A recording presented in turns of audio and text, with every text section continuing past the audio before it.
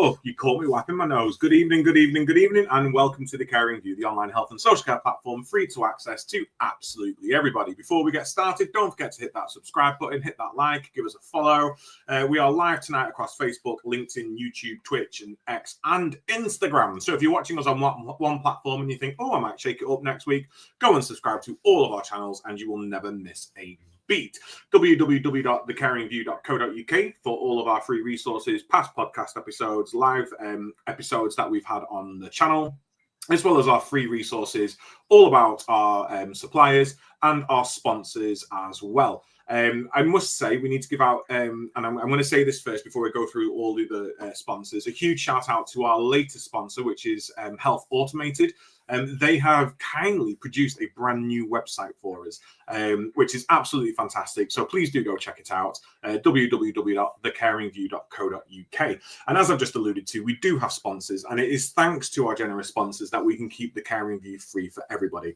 Mark and I do this in our own time. We don't get paid for this, but it does cost money, and we want to make sure that we can provide you top value resources absolutely free. Resources that you would probably pay quite a bit of money for elsewhere, but we're giving you them for free because we love you all. So without further ado, a huge thank you to our sponsors. So roll call, we have Prosperwell, the UK's leading digital marketing agency. Website is there, but if you miss it, it will be ticking across the bottom of the screen throughout the entire show. If you know Toby, Tea with Toby, Smooth Toby, do go check them out.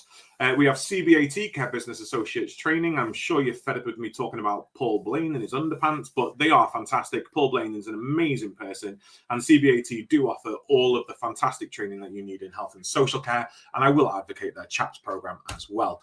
We have Attis Care by Attis Insurance Brokers for all of your comprehensive care coverage and risk management, but they're also there on the other end of the phone just to provide some support and guidance should you need it. We have Log My Care, the intuitive care management platform loved by complex care providers around the country, and until I'm told otherwise, they still have a freemium version, so go try them. If you want to switch platforms and you think, oh, I might try Log My Care, try them for free. Why not? Absolutely great company. And last but not least, Florence, directly connecting healthcare professionals, organizations around the country with shifts and training. And I use them, and they're fab, so please go use them as well.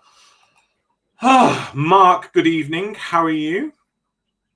Yes, good evening. Not too bad, thank you. You? Oh, crumbs. And also, go and sign up for UK Care Week.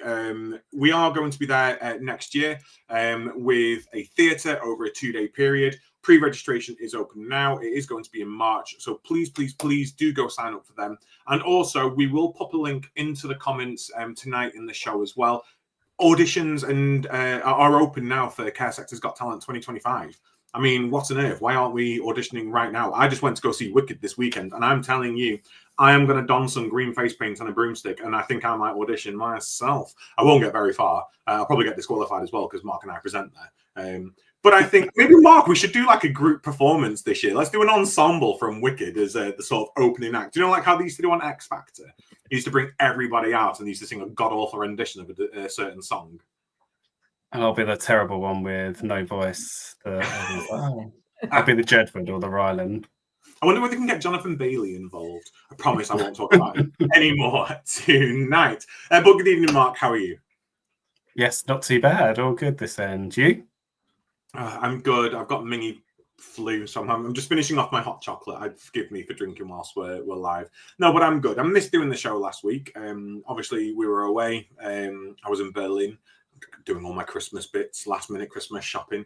But yeah, no, I'm glad to be back. And we're coming towards the end of Series 4 now, Mark, which is crazy.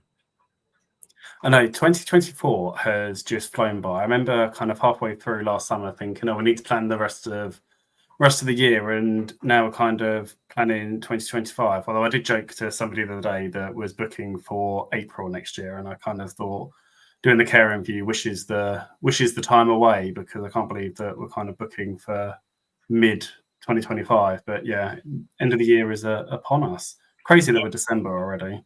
And if you don't feel sick already, next year we are a quarter of the way through this century. A quarter of a way through this century. I mean, that is horrifying. You know, I remember the millennium coming, and I was like 10 years old, and I was thinking, oh my God, I'm going to die soon. I'm like, oh my God, that was 25 years ago. What on earth? Time is just flying by. Anyway, enough of my flu-addled rambling. Tonight we are discussing empowering and evidencing care through effective feedback. Those of you know, I work in quality. I'm a group quality manager for a group of nursing homes. And the only way we can improve our services is through direct feedback from people who work with us, from people who live with us, who use our services, from other stakeholders in the community that work alongside us to support the care that we provide. And it's essential that we get the narrative of feedback correct. Just sending surveys out isn't enough for us, because we can all send surveys out. It's whether we get any surveys back. And if we don't get surveys back, are we asking questions why we're not getting them back? Oh, well, I've sent my surveys. No one cares. No one wants to give me any feedback. Why? And that's a question that we should be asking. But Mark and I aren't here to tell you what we should be doing and the best way to do it. We have two fantastic guests joining us tonight. So without further ado, Neil Newman from Gather. Neil, good evening. Welcome to the show. Tell us a bit about who you are and where you're from. Hi. Yes, thanks for that, Adam. I'm Neil. I'm the Operations Director for Gather. We've been going roughly about 7 years now. We actually started in hospitality, where we originated. And as the platform became agnostic, we found that care was the biggest people to take respect of it all, because they're driven obviously by the CQC, whereas other people seem to be driven more by tick box exercises of saying, oh, we do feedback, and they really don't. But anyway, we'll talk about more of that in the show. That's me. I'll move over, pass the mic. Wonderful, thank you. And we will provide you the links to both Neil and Lara's organisations throughout the show tonight. But Lara, welcome to the show. Tell us about who you are and where you're from. Thanks, Adam.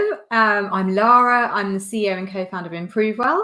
We are about 8 years old now, and we've developed a platform to give all frontline health and care workers a voice in improvement work. We're based in London. I live in Bournemouth. And looking forward very much to this session. Thank you for having me.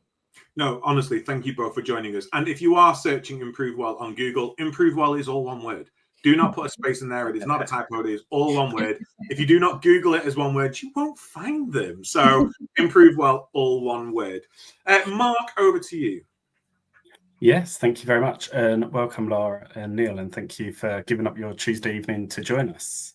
So we know feedback is crucial for any business, regardless, obviously in terms of growth and development, in social care, providing that high quality care, and obviously for our teams. And I think there's been a massive push on feedback since the Single Assessment Framework came into place, because I think there was so much emphasis put on from the regulator to care providers. And I definitely think that care providers are thinking more about actually how can we gather feedback, what ways can we do it, what they're actually utilising the data that's coming from it.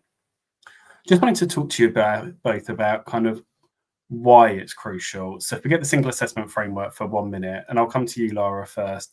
Why is feedback crucial for any business, but especially for social care? So we come at this from a very simple point of view, in that the workforce are the ones that are on the front line at the sharp end of delivering care. They are seeing 100% of the issues, and they are often the best champions for change. Predominantly, we work with the health and care workforce to help improve staff satisfaction, and a happier workforce leads to better, safer care. It helps to retain staff, it helps to attract staff, and those turnover and absenteeism rates, you will know, are quite high in the sector, and that unfortunately is directly linked to the quality and safety of care. So it's a safety issue, I think, in the sense of providing the best, safest possible care. You need to listen to staff. You need to find ways for their views to be heard. They are the eyes and ears of the organisation. So we come at it from that sort of simple angle.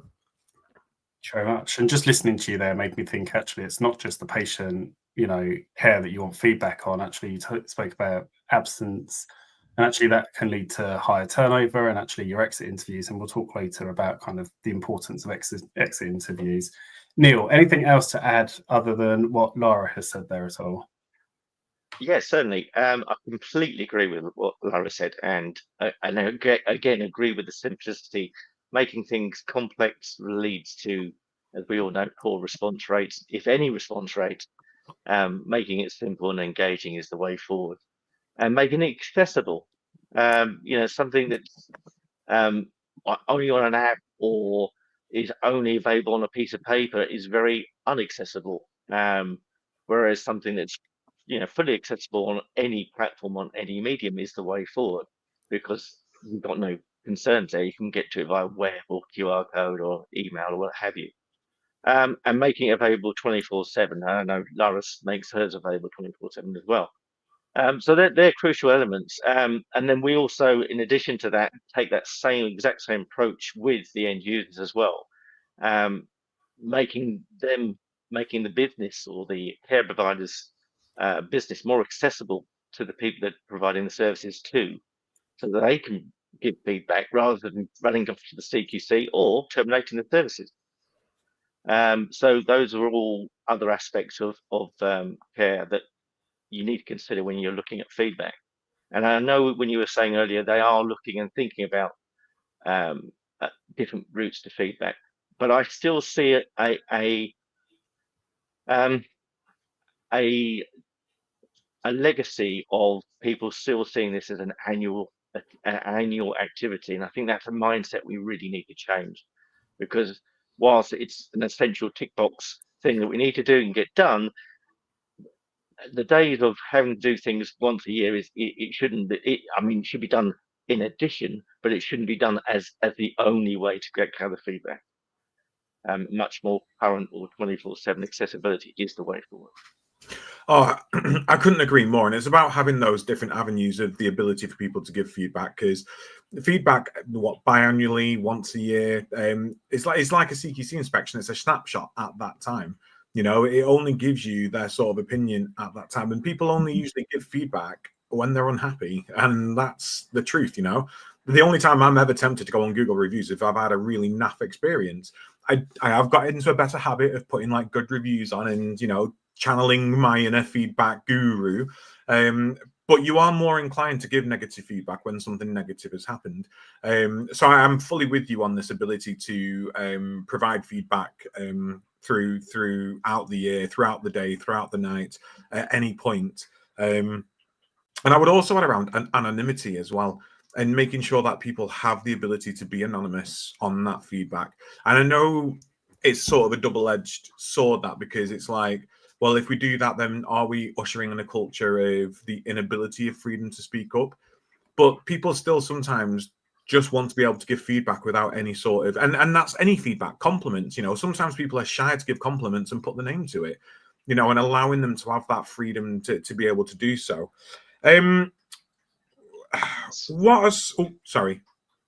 I was going to say, back to that, Adam, is that I hear that a fair amount about feedback being for negative purposes, and I see an awful lot of positive feedback from our services for our clients, and a lot of that is down to how you engage and communicate your messages.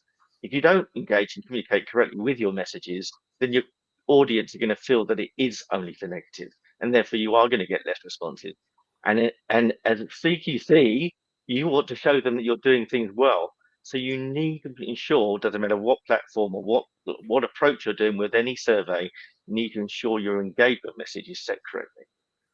Oh yeah, but let's not put them on a pedestal, because let's be honest, CQC can't listen to their own blooming feedback, can they? If they did, they wouldn't be in the position that they're in now. We wouldn't have Penny Dash literally wiping the floor with them. So I just find it quite ironic that they come around and go, "Are you managing your feedback well?" But no, are you? The only thing I will say on that. But no, and I always liken it to, so you go out for dinner, and I use this analogy with my team quite a lot. And you go out for dinner and you order your food, and I've had this experience a couple of times recently, actually.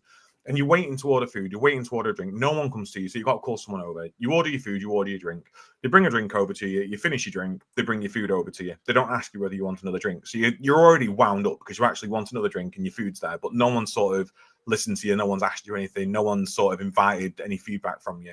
Took into your dinner, you've ordered steak and chips, and your steak you've ordered medium rare, and it's come well done. And you don't really want to eat it because it's tough as old boots. So you're waiting for someone to come over for you to say, look, my steak's not that good. And you're also really thirsty now because you've also not had a drink. Your chips are undercooked and your sauce is a bit claggy. And by the time someone finally comes over half an hour later after you've finished your dinner, instead of just going, oh, actually, yeah, everything was fine, but I've got a bit of a niggle, it's, well, you never asked me if I wanted another drink. I've been sat here waiting ages and my food wasn't great and my steak's not been good and I've not been able to eat it and no one's come over. And it all escalates into something absolutely massive and cumulative.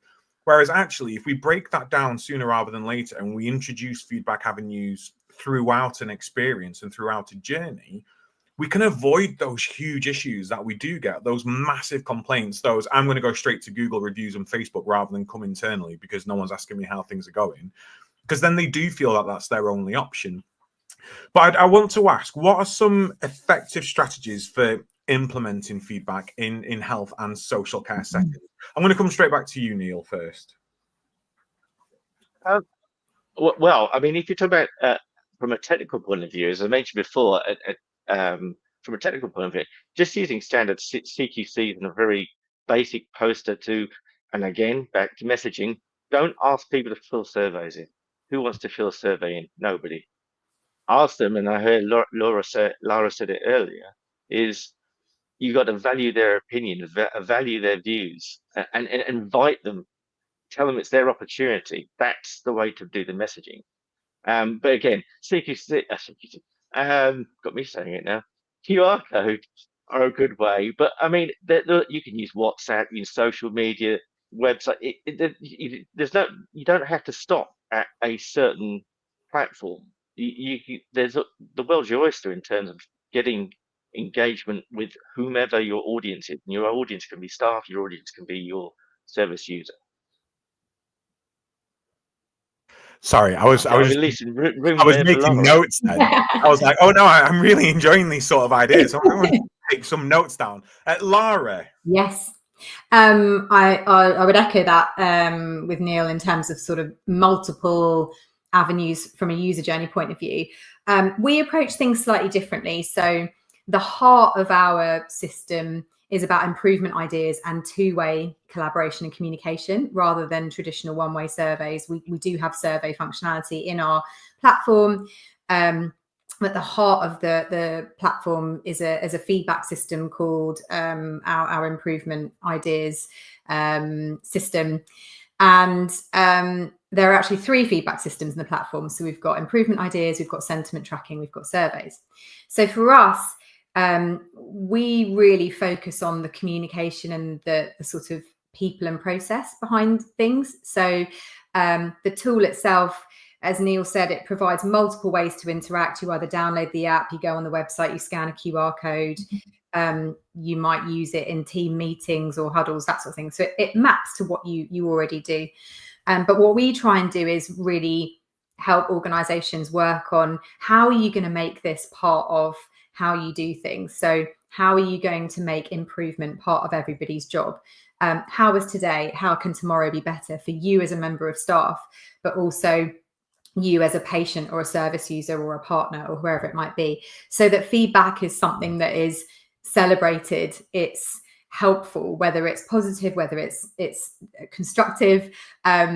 We need feedback regularly to improve. So a lot of what we do sort of upfront is focusing on communication. Why are you bringing this in? What problem is it helping you solve? And how should people make this part of, wearing 2 hats, the day job hat and the how can tomorrow be better hat. And so you're all then a community of improvers.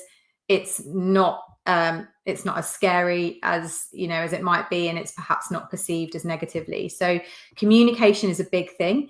But Adam, you also made a point about starting small. I think that's really a really important point. 80% of the ideas that come through our platform don't cost money. It's just about doing something a little bit differently. We call it tackling the pebbles in people's shoes. You know, what are those daily frustrations that actually nobody quite realizes it? And then when you voice it, 12 people go, God, yeah, that is really annoying. Actually, we should be doing that differently. You know, we're walking from A to B every day and losing 15 minutes a day doing X, Y, Z. And because nobody said it, nobody's necessarily addressed it. And sometimes your idea might feel too small for the chief exec or whatever, but actually it's really meaningful to you and your team. So just start small, you know, get the conversation going and try and embrace that culture of feedback being a really good thing. It's like business intelligence. If you don't know about it, you can't improve it. So it's that quality improvement for all is kind of where we come at it from. I'm probably rambling now, but that's, you know, I agree with what you both said in accessibility and starting small.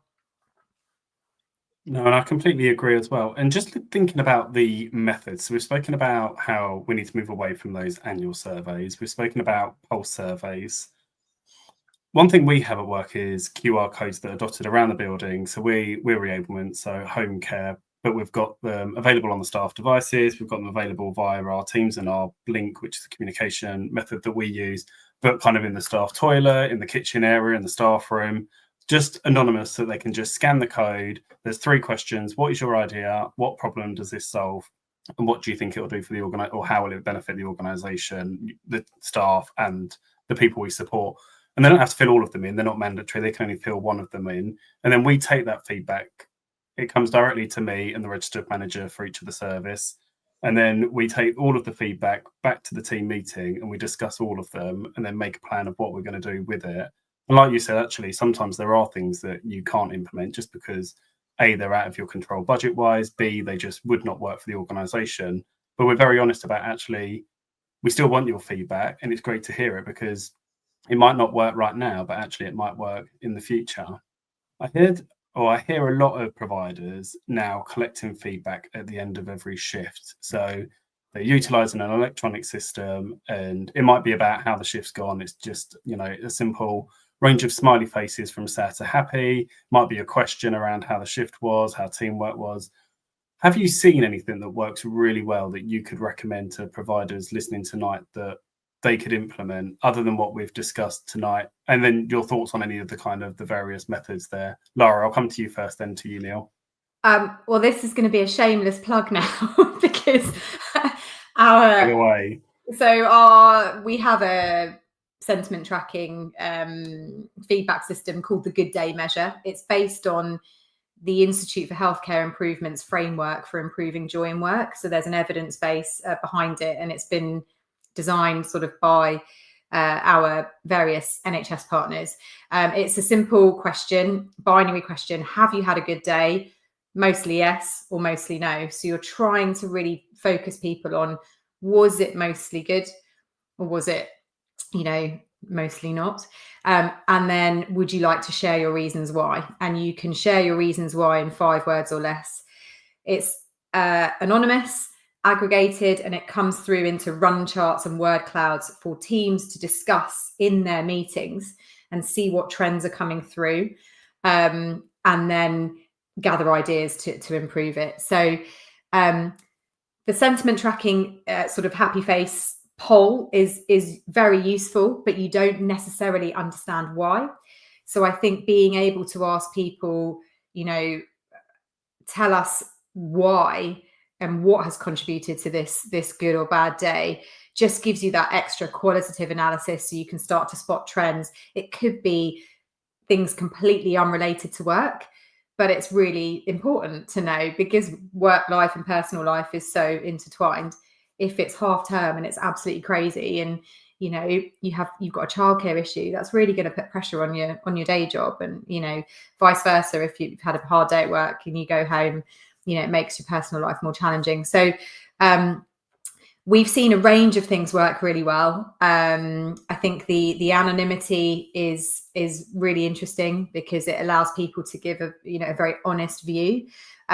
But there needs to be some form of measurement, because otherwise, if you just ask people every single day, how was it? Yes or no? How was it? Yes or no? And nothing happens. and there's no feedback mechanism back, eventually they're just going to stop sharing. You're going to get survey fatigue.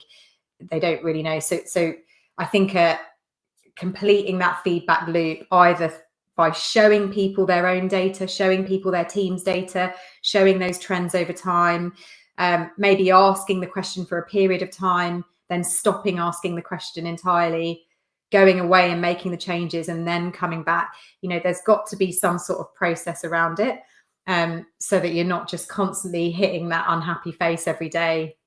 And really, what can you do with that? There's got to be some element of process, measurement, analysis, and then communicating back. So that feedback loop, I think, is really important.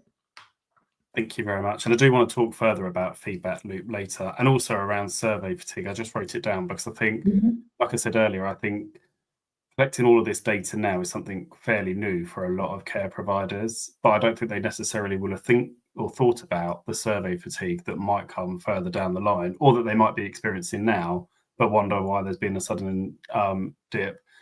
Neil, coming to you, and feel free to plug your company as well. Any methods that you've seen that work really well? Any of those that we've spoken about already? Yeah, much like Lara, we're on the same page pretty much about everything. I think we see where the direction is and where it makes sense, basically. Our platform is totally emotive led.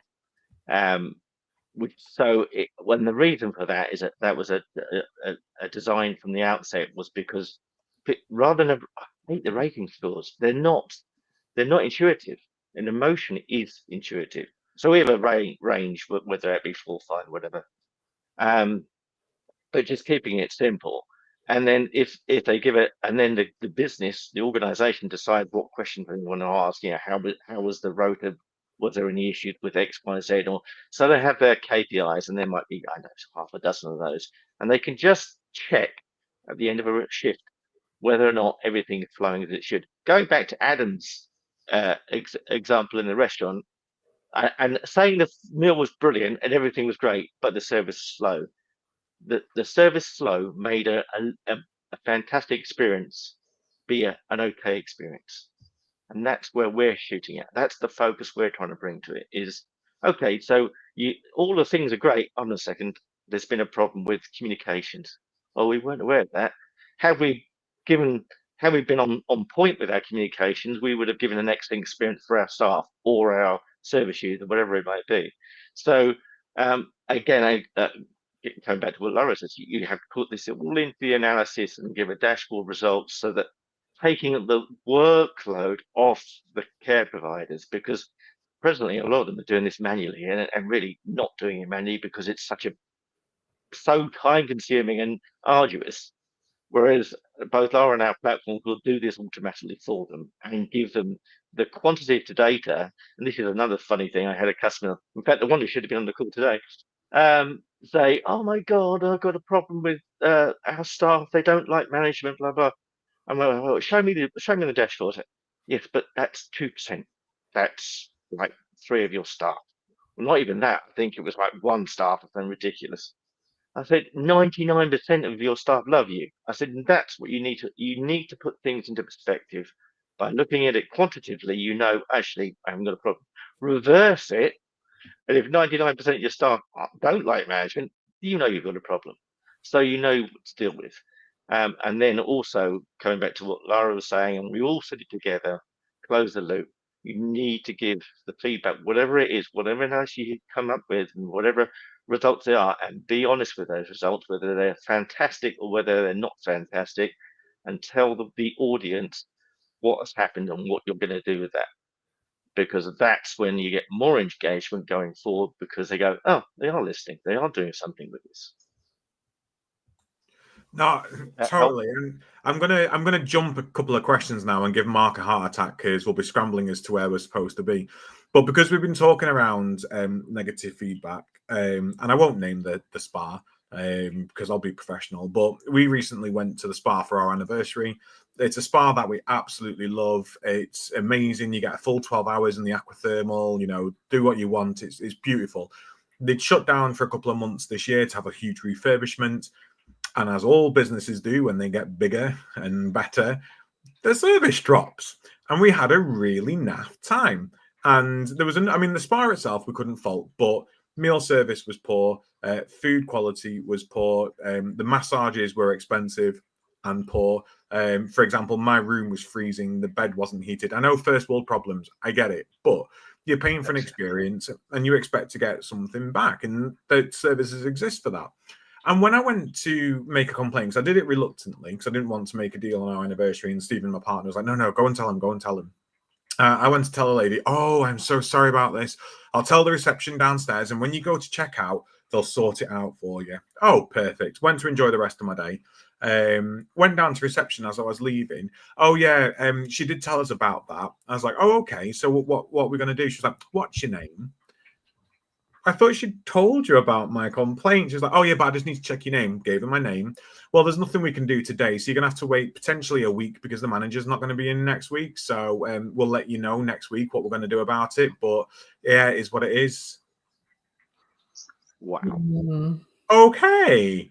So I'm not going to say, let me talk to your manager right now, but I was very honest. And I said, well, that's really disappointing because I've come to you with a concern that has affected me, and that's that. My experience is done. My journey here is over.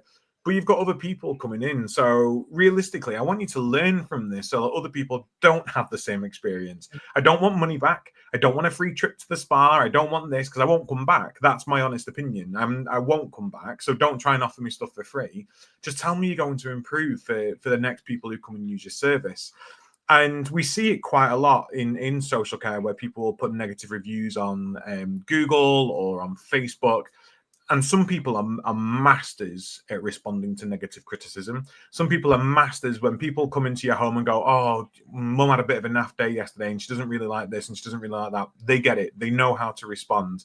And others don't. So what are some of the ways in which we should be thinking about responding to negative criticism? Lara? I think a thank you needs to come first. Thank you for your feedback. I think feedback is something that we get in all walks of life. You get it in your relationship, you get it from your family members, you get it from, you give it as a customer. So, you're right. I think at the beginning of this conversation, we were sort of saying it's usually in a negative situation, unfortunately, but some of us who are probably working in the sector will go and give positive feedback wherever possible. I certainly do. If someone's just done a brilliant job, I will just say. But I think straight away, thank you for the feedback. Thank you for taking time. If somebody's had a terrible experience, of course, very sorry that was your experience, and just have a bit of empathy. I think people just sometimes panic that it's just, I don't know what to do. I don't know what to do in this situation.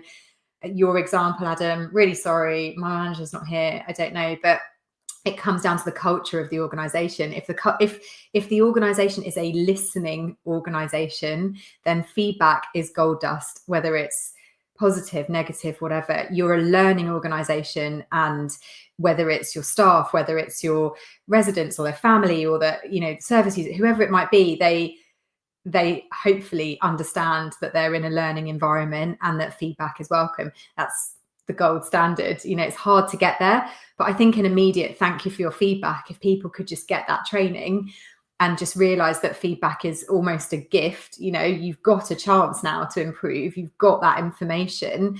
Otherwise people don't bother. And as you say, it appears on a bad review. Then that would hopefully mean that we can start to embrace this stuff a bit more, because there are some industries that have it, really, it's mission critical. The airline industry, something goes wrong, everything's shared. It's not the same in some of the other industries, and it's everybody's a little bit frightened of it. But I think that culture of continuous improvement, continuous feedback, I think if people can embrace that would be a big step. So I would say thank you for your feedback should be a phrase that everyone should just learn when they're in a job serving customers, serving people. Oh, I totally agree. Thank you is the first word you should always say. It's like when you meet with any member of your team, no matter what the meeting is, whether it's a disciplinary, a supervision, a general catch-up, the first question out of your mouth should always be, how are you? The first thing you say whenever you get criticism, constructive or whatever, is thank you. I will I will challenge one point though. Ain't no one in my relationship giving me feedback. If I make dinner, the only feedback I am getting is that was lovely, darling. Thank you so much for slaving away. Nothing constructive. I am perfect. No, I jest. No, I totally agree, Laura, with everything that you've just said. Neil. Adam. That's hilarious because I've literally just come back from the Lake District last week for the UK Spa Association conference, where we're a business partner for the UK Spa Association. I'll tell you the spa off there. You can put it to me on the chat. That'd be useful. No, yeah, you have. Oh no, that was just Mark saying, "Is it banner times?" Because they make all spas awful. Oh, okay. Anyway, yeah, it's interesting because the UK Spa MD there, she's of the same mindset that you are, and we all, we are. But the actual spa, so the actual members of the Spa Association are, as you've just experienced, still very much medieval in their approach to the feedback. And there's two, well, it's not two, there's loads of points to pick up on this. One is, first of all, well done for you for going down. But more to the point, why was there not a QR code there? Because you might have gone down, but I bet you another 90 other people wouldn't have done. So they've lost out on all those people that could have easily QR code something and gone, do you know, I had this experience. That would have given them true insight, as opposed to someone coming to the desk and saying, and they're going to dismiss that. Oh, it's just one customer. Well, had you let everybody else have a voice, you would have found out it's not just one customer. You would have found out it's a lot more customers. Yeah. That's affecting your bottom line. It will affect your bottom line. So they're missing the point completely. So yeah, I've got, as you can hear, passion about that. It's so frustrating that businesses don't recognise and understand that. And then the other thing is they say is, oh, well, they use social media. There's a lot of us that don't want to go onto social media. There are a small percentage that do want to go into social media and blast away at companies, but there's a lot of us that are saying, either we're too lazy, or we just don't want to do it, or we have a conscience that we know that it's actually really going to affect their business, and it will affect their business if you put negative stuff on social. So there's loads of things to consider. As for actually handling feedback, especially negative, or as I like to term it, constructive feedback, is don't ever deny or defend. Be open about it, receive it. But again, get it into some quantitatives, get it into some data form so that you can actually understand, do we have a one-off customer that hasn't had a good experience, or is there a bigger effect going on here that we should know about? Again, I go back to if there was 90 customers having the same experience, you're just the one that went down the reception.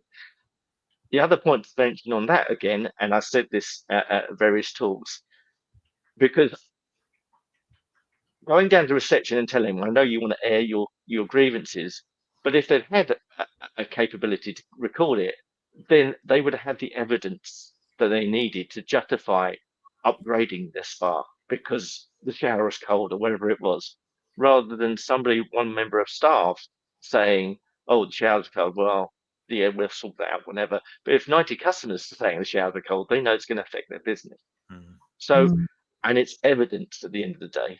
Yeah. So it's really important to get these things, not just hearsay, because it'll get dismissed, they get lost. Whereas you need to get it documented and evidence. Again, and I know you don't like the CQC, but you need to demonstrate this stuff to the CQC to say my care providing business is doing what I say it is because here's the evidence of it. And I've actually, on that same merit, there's been some of our customers say, oh, we speak to our next of kin of residence homes, and they're all happy. I said, great, that's brilliant. Do speak to them. But you've got to catch that as evidence, because you can't tell the CQC, I spoke the next of kin and they say they're happy. They're not going to buy that. They have to have the evidence. And you could spend a minute literally collecting that. I was in the meetings at the same time with them on a tablet. It's really easy. So when I say no excuses, I'm only saying that to help care providers, that's all.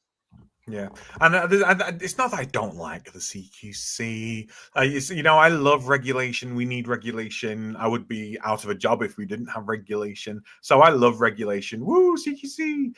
But I'm of the mindset where we shouldn't be doing stuff just for the CQC. So, like you said, about what we're doing, we shouldn't be doing anything for the CQC that we're not doing for the people who use our services. So it's great to evidence it for the CQC, but actually it's even better to be able to evidence it for people who come and look around your service. Go, look at all of this that we've learned recently and how we've changed and how we've improved. And if we're not evidencing it for people who use our services, that's where, for me, the issues can arise, because how do they trust us? You say that you're going to listen to us and you say that you're going to do stuff, but actually, where's the evidence there? Where's the proof of that? So it's hugely important that we evidence everything.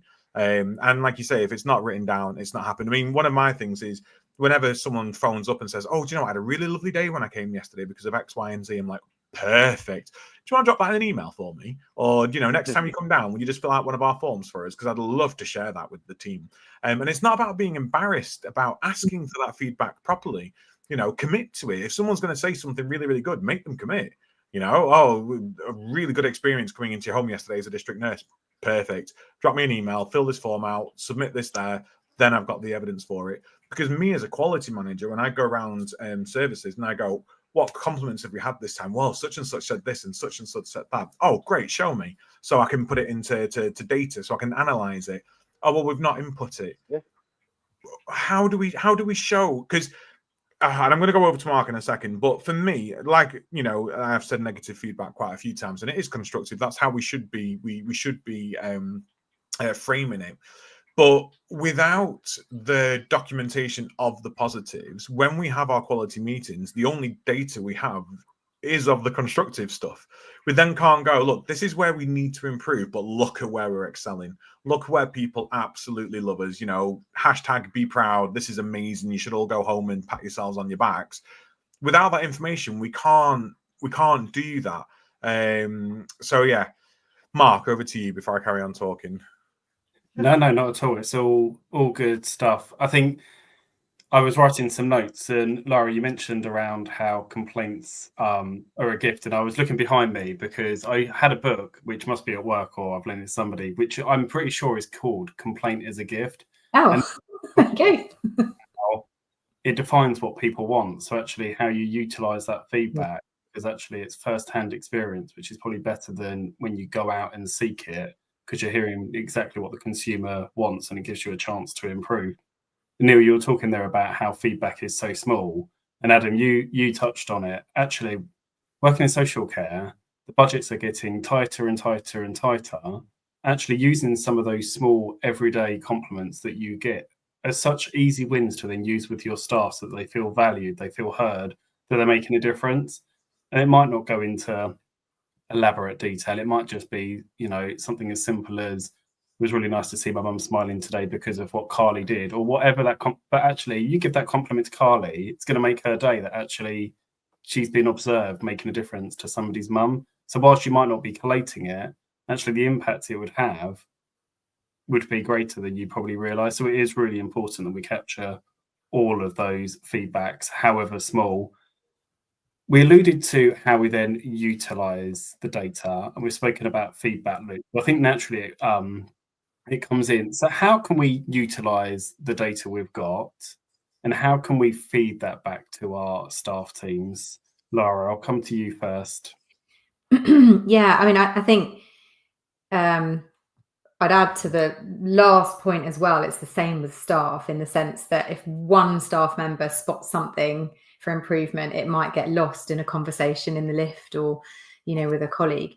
But actually, if 15 members of staff all agree on the same thing, you've got that evidence to then escalate it. So how do you surface that evidence? As Neil has said, dashboards, excellent. You're spotting trends that are otherwise being missed. So 15 fragmented conversations, verbally, manually, pen and paper, emails, whatever it might be.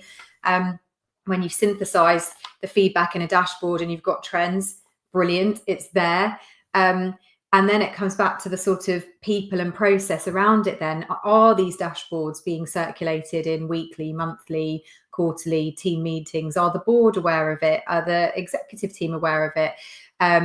Are the charts, you know, again, I come at it from a workforce point of view, but are the trends and ideas and things being discussed in team meetings?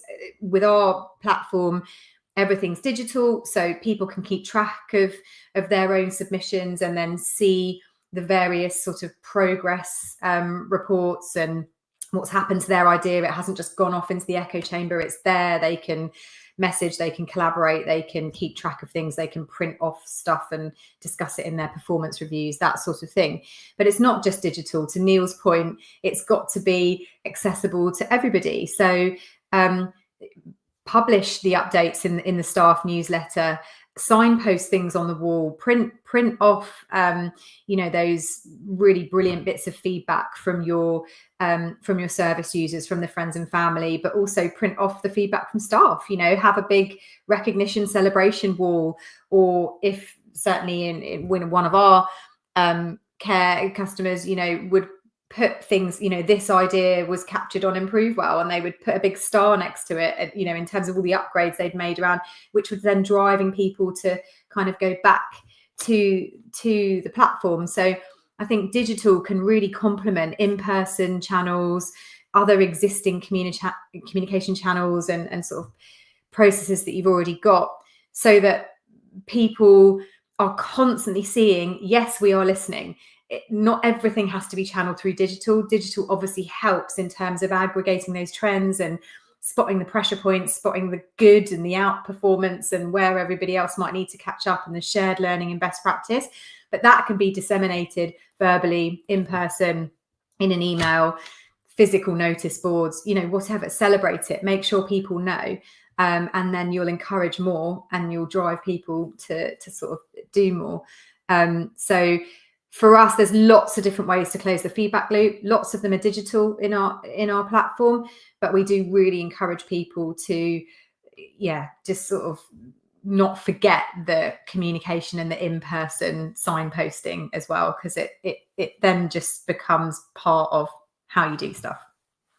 No, absolutely. And I think you touched on a really good point, that actually the visuals for your frontline teams are actually a great resource. And actually they add some colour and vibrance to the office or the room that they're on, and they're a talking point. And also, if you have them in the room where you do your interviews, actually, when you go and grab that cup of or glass of water or a cup of tea or coffee or whatever it is for the candidate, actually they're surrounded by a room full of compliments. They can see the team that they're going to join, the values that you've got. Neil, bringing you in here, kind of what methods of giving that feedback to teams would you recommend to people that are using Gather? And have you seen anything that, a bit like Lara explained, some of those visuals that have worked really impactfully? Yeah, I mean, again, I echo everything Lara said. I think I keep saying that every time now. But again, we're on the same page with all of this. But as I said earlier, what we allow the organisations to map out their own KPIs, whether that be for their staff or for their receivers or professionals or next of kin, so they can see it. And coming back to a point Adam made earlier about negativity, they can actually see the positive aspects of their delivery, not just the negative. So let's say they chose 6, and they don't have to be 6, it can be anything they want, but they chose 6, and they said, oh, staff, managers, communications, and so the communications was poor. That's fine, but all the rest is high, and the level of care is high. So they go, okay, we've got a problem with communications, but everything else we're doing exceptionally well at. So that's a confidence boost to be shared with staff and say, look, we are doing exceptionally well. Yes, we've got a problem with, let's say, communications. So we're going to work on that and make it better. But you're getting that reinforcement and a visual, really easy visual that either the staff or the service users or the next of kin are absolutely delighted with the service they're receiving. And that only goes to make everybody feel happier about what they're doing, because they know they're being appreciated. So yeah, I mean, that's from a very sort of basic, straightforward point of view, but you know that's how a lot of our customers and clients use the service. And I think it doesn't have to be anything that's really not that basic. I mean, the feedback that I get on a day-to-day basis, it gets put into our system that we use, but our quality leads send that directly to me. I then get onto good old Canva and I just have a template that we mock up. I then put that out onto our Teams chat and onto Blink, which is the communication tool that we use, so that all the staff visually see that. Like Lara said, it's on the wall in our office so that when they come in, they can see that it's discussed at team meetings. Nothing that we're doing with that feedback, we're doing anything really special with, other than publicising it so that the teams can see actually the feedback from the people that we support. And obviously, if it's negative, then we're using that constructively. And one thing I'd say is, however small, I've always looked at concerns the same way as complaints, that you should still investigate them as much, but then do a lessons learned with your team around what has been found, because I think that will drive the biggest change. There's no point in a complaint coming in or a concern coming in, you doing all that work and then putting it in a folder or doing whatever you're doing with it without your team knowing, because ultimately nothing will change. And Adam, I wanted to bring you in here, whether there's anything that you do within your organisation, whether there's been learning from your previous organisation or at the IHSCM, listening to some of the managers that might not have necessarily been social care that you have implemented in the care homes. I think a lot of it is so. I mean, I love my group and I love where I work, and we are on the right path of where we need to go. But there's a lot of it around creating a culture where there probably wasn't a culture originally. Putting systems in place where there wasn't systems originally. And I'm listening to you all talk, and one of the things that I learned quite early on in my social care career is not to have a complaints procedure, but to actually have a compliments and complaints procedure. And my mindset has changed completely now, even just listening to this show, to actually, we don't need a compliments and complaints procedure. We need a procedure on how we listen to people to shape our service. That is what we need. We don't want a complaints procedure. We want to share your opinions with us to make us better policy is what we want. Yep. And I've got literally a list of notes that I'm making now for my next non-manic day to go, right, brainstorming, thought dumping. Let's have a look at ways in which we can change this, because I think one of the things when it comes to feedback is being stuck in a rut. And well, we've always done it this way, so that's how we're going to do it. One of the things I wanted to talk about tonight, and one of the things that I've been quite passionate about in my service, is around bias feedback as well. And I've been quite, what's the word? Resilient when it comes to when we do our surveys, of having that less happy response first rather than the happy response first, because I always worry about inflating our scores. That if we have the happy response first, like, do you feel safe in our service? Yes, of course I do. And then no, I don't, right at the end. People are just going to go, oh, yes. Where actually, if we have all the no's first and the yeses last, we're inviting people to have that moment of clarity to go, am I happy with this service? And if they give you the no's, you're getting really accurate responses through. If you get loads and loads of yeses, and actually the next time CQC rock round and they go to people, how do you like the service? And they go, oh, it's awful, it's terrible. And that doesn't reflect the feedback that you've got, then you've got a problem. So I think one of the questions I want to ask is, how do we prevent biased feedback? How do we prevent inaccurate feedback within our services? What do we need to be looking out for? Laura, I can see you nodding, so I'm coming to you. Yeah, it's really interesting because I saw one of the comments popping up about solutions. I couldn't see it in the comments, but I did see it pop up saying that, we need to sort of discuss solutions to things rather than just the problems. Oh, there we go. That's so clever. So I guess we come at this from a slightly different, and forgive me because I'm not as familiar with the Gather platform, but because we come at it from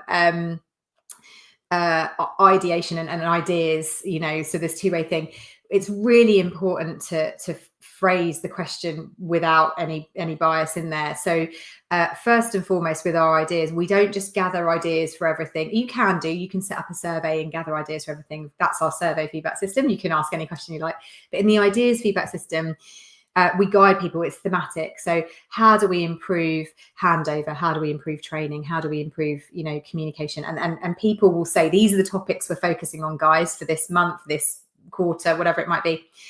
And then to Petrus's point in the comments, we asked 2 questions. What have you identified for improvement, and how can this be improved? So that you are asking people, and you're not necessarily using language like, what's the problem, what's the issue? It's what have you identified for improvement? How can this be improved? Do you have a solution in mind? Have you already started improving something? So the language has been crafted over the last 8 years to be to not necessarily be sort of leading them down the path, but it is constructive in nature. We're listening, we're learning, we want to understand. So I just wanted to say that I agree with that. We need to offer solutions. I think in terms of asking survey questions, that is an art. And a lot of the surveys that get used through our software usually have some sort of evidence base behind it. So there's the Mini Z burnout survey, for example. There's surveys that are linked in with the IHI join work framework. So where people can build and send any survey question that they like in our platform. We've got the emoji answers, free text, multiple choice, that sort of thing. So we don't necessarily guide people on the sorts of questions they should be asking unless they ask us, and my customer success team can then say, here's what other customers in across our health and care customer base are doing. But for us, we have designed specifically the improvement ideas feedback system very carefully so that it is constructive, listening, and people can say, well, yeah, I do have this idea, and this is how I think it can be done better. So I think language is really important, and even just the phrase does influence people. You're absolutely right, Adam. So we are very, very structured in some of our feedback systems. Others are a bit free for all, and we will give customers guidance. But it's a really important thing to be aware of. I was saying yes then, I was on mute because I was just enthralled by honestly, Mark and I, we always say this, our brains are on fire by the end of each of our shows, because we do this for everyone else to learn and to benefit from in social care, but selfishly we do it for ourselves because we get so much good knowledge from these shows. It's brilliant. Neil, anything to add on preventing bias in our feedback?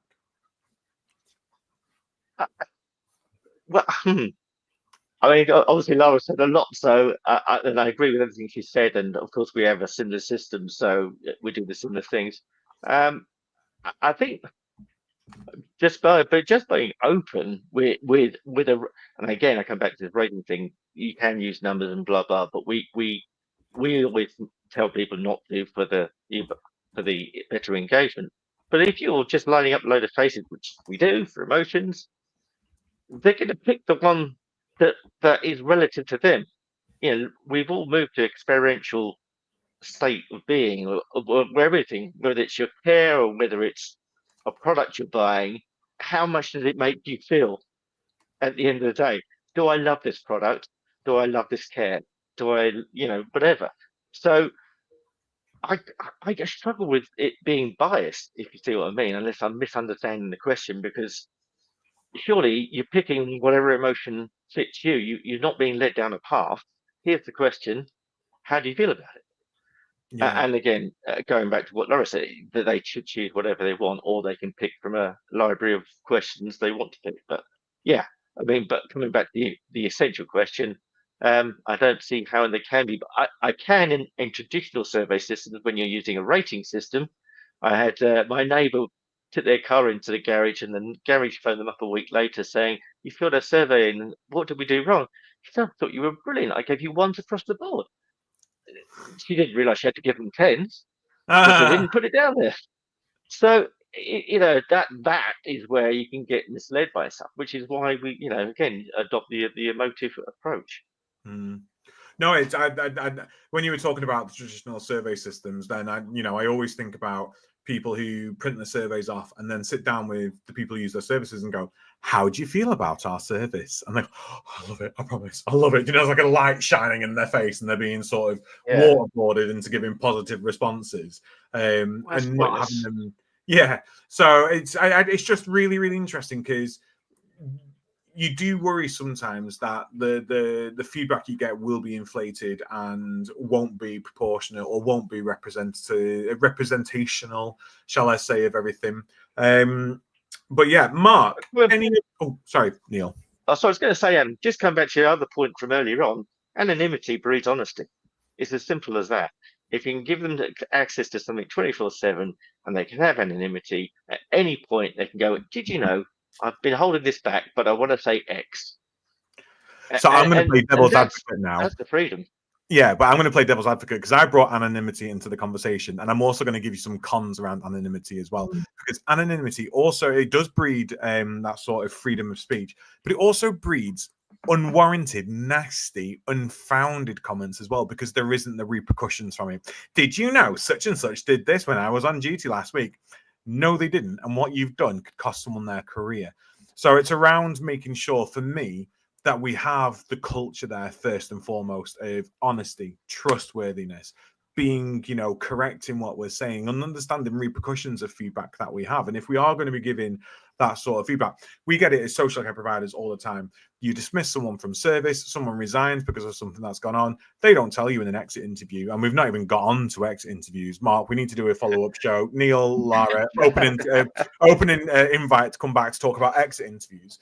But they don't even tell you in the next interview. They just go straight to CQC. They did this, and this, and this, and this. And before you know it, CQC are on the blower. By the way, we're doing an investigation into this. Give us all your information. We want to report by the end of today. And you're like, oh my God, just because someone didn't give me feedback. A, why didn't they give you feedback? B, yeah, you've got all the processes in place. They're just a nasty pasty.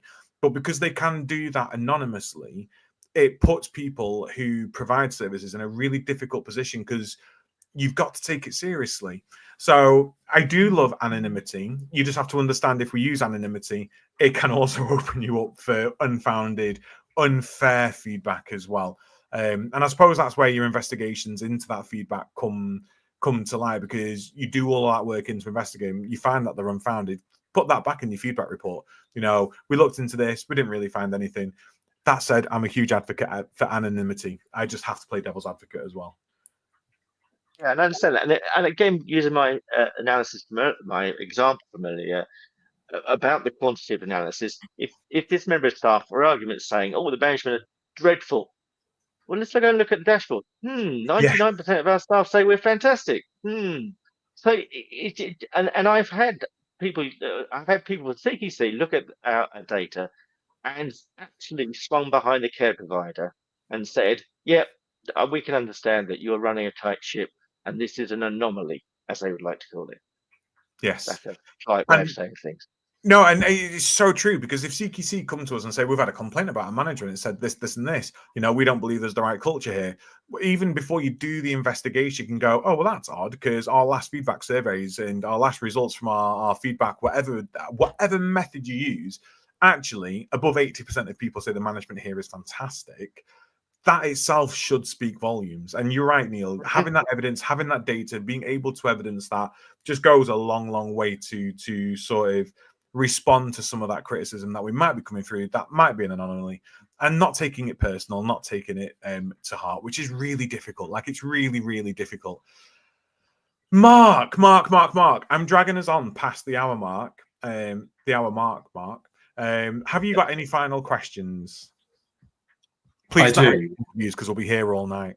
No, I've got one final question, just because it's coming to the comments, and I think it's a really good one to end the show on, around how we make feedback systems accessible for people with complex communication needs. So, putting my learning disability and mental health hat on. And sorry, Mark, carry on in a second. Can I also add cognitive impairments onto this as well? No, absolutely. So I think my experience is you'll know that person and how they can provide feedback more than any system anybody else will know, and involve the family in gathering how that person would normally give feedback. I think you need to think outside the box. Do you need to use visual clues? Do you need to spend time with the person? There is so much tech out there, and that, voice to text, is that easier for the person as opposed to them filling in a questionnaire? You need to make sure the communications is clear. So you might have one survey for particular people that you're supporting, but a different survey for other individuals with those complex communication needs. interpreters, translators. I think, we're seeing so many translators now that you don't necessarily have to hire somebody. It can be a piece of tech. And I think the biggest thing from my experience is the awareness for your staff, so that training and development on why somebody needs it differently, why they might be being asked different questions or in a different format.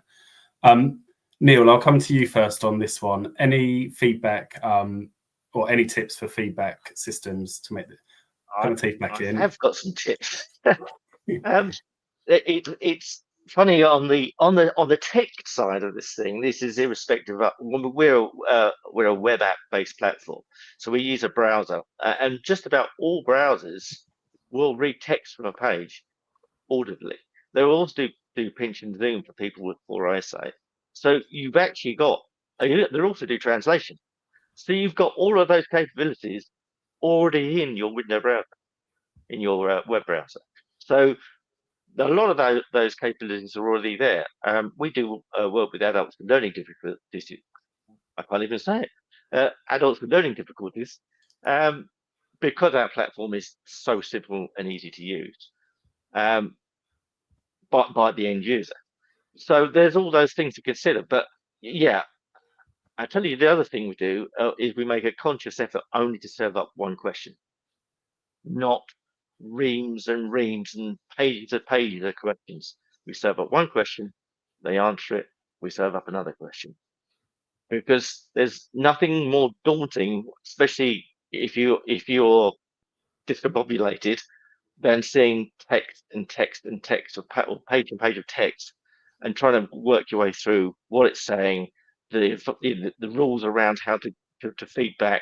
It's just all too much. So all of those things should be considered when looking at any of these systems. Of course, that's exactly what we've done when we designed our platform, to make it very, very simple to use. Thank you very much, Neil. Lara, anything from you there? I mean, you've both said it beautifully. The one concept that I will introduce that we've seen that's worked very well in the NHS is a role called the bedside learning coordinator. So this is, somebody who is at the bedside and is gathering feedback from, from patients, from friends and family, and they are then, going and inputting it into the platform. So echo everything that you said. I think it doesn't necessarily need to be someone directly using the technology, but you can, when you are creating this listening and learning culture, you can invent new roles for people to be like, okay, well, today I'm the bedside learning coordinator, I've got my iPad, I'm going around and I'm speaking to everybody, I'm going to put the information into the system because that's easier, and I can just then be conversational with the people that I'm speaking to, or go around and observe stuff. So I think when you have that culture of listening and learning, and you've got technology, and you've got the tablets, or you've got the QR code, and you've got all of this stuff, you're going to find ways to bring it all into your dashboards, even if you still want to have the manual suggestion boxes and things, which, from a green point of view, organizations are moving away from that. But equally, if people do still want to do that, that's fine. Maybe just make sure that there is a mechanism to feed that back into your digital processes. Adam said earlier, brilliant, send me an email, pop it down, whatever it might be. So I think we all interact with technology differently. And for me, I think it's that culture of listening. You'll find a way to sort of streamline all of that into increasingly digital, because that, to Neil's point, is the way that you can then get the context, and you can quantify, the weighting of positive, constructive, all the other bits and pieces. No, thank you both. And Adam, I'll bring you in a minute. Just a couple of comments. One from Victoria, suggestion, Jill, using a widget programming, and they're doing free demos at the moment, and also information accessibility. And we did do a show on information accessibility. I'll see if I can find the link and post it.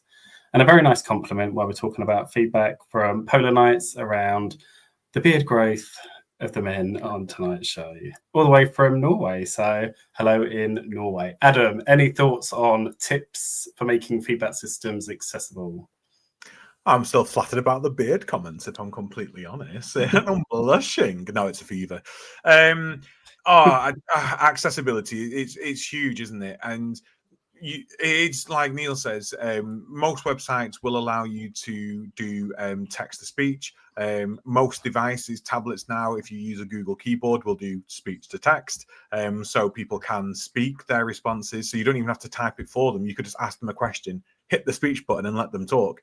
Fills it in for you. All of that is essential. And then if you do have to use printed documents for whatever reason, you've got your policies printed, because not everyone's got access to all of these fabulous digital services. Record what that document says, save it as a file, and then put a QR code onto that document. Canva, if you don't use Canva is like $10.99 a month. Canva now has a QR code builder into it. It's free as part of their paid thing. Paying for a QR code system costs much more than a Canva subscription, and Canva will do your posters, all your leaflets, all of that. Is fantastic. Make yourself QR codes, record what your policy says, and have a scan here to listen to this policy. And so you can scan it and then leave them to listen to that policy on a device. There's loads of different ways in which we can make things accessible. Make them easy read. Take out the ums and the ahs and the superfluous language that doesn't need to be in there. Oh, and did you know you could do this? And the ombudsman says this, and the ombudsman. No. If you want to tell us your opinion, this is how you can do it. And if we don't respond, this is what you can do about it. Nice and simple. That's all people want. The flow charts, really easy to follow flow charts. And I love the bedside learning coordinator. Bedside learning coordinator. I was thinking bedside manner professor. I can't remember what she said. And I've written it down. Things like that, I think, are really, really great, because it becomes part of an activity as well. It becomes part of that talking to people, making sure that they feel assured, making sure that you are addressing things on the day. And a lot of homes now do flash meetings as well. So at 11 o'clock or 2 o'clock, we all get together and go, right, how's the day going today? We can, right. Bedside learning coordinator. Is that right? Yeah. Yes. PLC. What's been going on this morning? PLC. Yeah. What's been going on this morning? What have people said? What's the feedback been like today? We will look at this over the month period to see what's going on. But today, what are people saying? What do we need to do today so that tomorrow the feedback's better? I love all of that. There are tons and tons of ways. I mean, Mark, maybe we need to do a revisit on accessible information standards. It was one of our most listened to podcasts at one point. It's been superseded by a number of them now, but it is on the podcast. It is on the YouTube channel. There is quite a lot of information there around accessible information. I would just say, from a technical point of view, get your website sorted. Make sure that, and Mark, we need to check our website. Make sure that it will provide alternate texts. Make sure that it provides alternate colors. Make sure that it provides translation features. Make sure that it provides text-to-speech functions. If you're producing images to ask for feedback, so you've put an image up on social media, or you've put an image up on your website, and that image is a JPEG or a PNG, and it says, "How are we doing? Give us your feedback." And you need to click it to be able to give that feedback. If you do not have an image description for that image, people who are hard of sight do not know what the hell that image is, because they rely on a function on a website that reads descriptions out for images. So anyone who's built a website or done anything like that, it'll always put a description on. So that description needs to be, tell us how we are doing. This is an image that is asking for your feedback or asking for your opinions. If you're posting them on social media, put the text in the actual body of the social media post. Still use the image, but make sure that you've replicated that information into the body of the post as well. So then when people who are hard of sight or need it to be translated, get that information as well as everybody else. You're not isolating anybody. And I'm a huge advocate for this. Whenever we talk about accessible information standards, do everything before people need to tell you that they've got different ways to access communication, because we do not want to make people feel like they are not normal. I hate the word normal, but the minute we say to people, oh, is there any special communication needs that you have? We've instantly shut them down. We've instantly said, you don't fit in with us. You are not like us. What do we need to do for you? If we say to people, look, you can provide us feedback and don't worry about it because we offer it in multiple languages. You can do it via text. You can do it via speech. You can do it via QR code. We've actually invested in Braille. So we've got some Braille documents as well. You can scan QR codes. You can do it on paper, whatever. If there is not a way that you can provide communication there, please let us know, and we will adapt to make sure that not only can we meet your needs, but anyone future coming to our organization, because we need to show that we are proactive. We need to show people that actually their opinions matter so much. We've put all of these different accessible avenues in already, and it takes away that fear of being made to feel like we can't do what we're supposed to do. Tell people that you can provide it on yellow paper or different colored papered backgrounds for people with dyslexia. You know, we use accessible fonts. I remember I had an argument with someone once around accessible fonts. I won't tell you where, but it wasn't an argument. It was a healthy debate. And I said, but the font isn't accessible. Yes, you can get it on any computer. No, not what I mean. Different fonts are read easier by people with learning disabilities, neurodiversity, dyslexia, and things like that. So it's around understanding those fonts, the correct font size, the colored backgrounds. I could go on forever. We could talk all night about accessible information, but yeah, just a few things there from me, Mark. No, thank you very much. Right. We are way over time. I think I'll let Adam do the closeout as I normally do, but Neil, Lara, I just want to say thank you very much. I think it's been a really informed conversation. I know I've taken away so many bits that I'm going to take away back to the team tomorrow. And I know Adam alluded to it earlier. I think the registered managers that I line manage probably hate me on a Wednesday morning when I go in my book and I'm like, I've got all these ideas, what we're going to do. And that's what it's all about. It's information sharing, and hopefully the responses you got, Jill, to your question. But please do reach out to us. But also Network Victoria had some really good ideas as well. So that's what the show's all about, is connecting one another and information sharing. But Neil, Lara, yes, thank you very much. Adam, over to you. The show's also about getting compliments on our hair and beard, Mark. You know, let's not shy away from that. Oh, very much. Although it is terrifying. So this this person is from Norway, and they were saying that all of their computers are linked to one thing in our hospitals, and if they get a virus, everything gets shut down. Terrifying. Data security, another thing that we do discuss on this show. So please, yes, go check out our previous shows. Now, Lara, Neil, thank you so much for tonight. I felt dreadful at the beginning of the show. I feel less dreadful now because I'm invigorated with ideas. My brain is alight. A huge thank you to everyone who joined us in the comments, who've been watching us silently. Do join us every single week. Don't be afraid to ask your questions. There are no such things as stupid questions. The only stupid thing is not asking a question, because you'll never get the answer if you do not ask the question. I'm not saying that we're going to give you the answers, but our guests probably will. This has been The Caring View, the free to access social care platform to everybody working in health and social care, or anybody really. www.thecaringview.co.uk, brand new spanking website. Go and check it out. All of our sponsors are running across the screen, but one last roll call. We have Health Automated, we have Prosperwell, Florence, Log My Care, CBAT, and Attis Care by Attis Insurance Brokers. Go and register for Care Sector's Got Talent 2025. Mark and I will be there backstage presenting, running a mock, getting told off by people on the earpieces because we're making too much noise. And do go pre-register for UK Care Week. I don't know why I'm saying pre-register, because every pre-registration is a registration, isn't it? It's not like a pre-registration for a registration, so just go register. Go register. Come to UK Care Week in March next year. Neil, Lara, we must have you back on to discuss exit interviews, but it's 10 to 9 on a Tuesday night and hot chocolate's calling. So thank you all so much. We will be back next week live at 7:30. I want to say 2 more shows, Mark, of Series 4 until we come back next year. Oh gosh, put me on the spot. Let me tell you, we have got 3 more, I'm afraid. I had a last minute, but didn't want to wait till.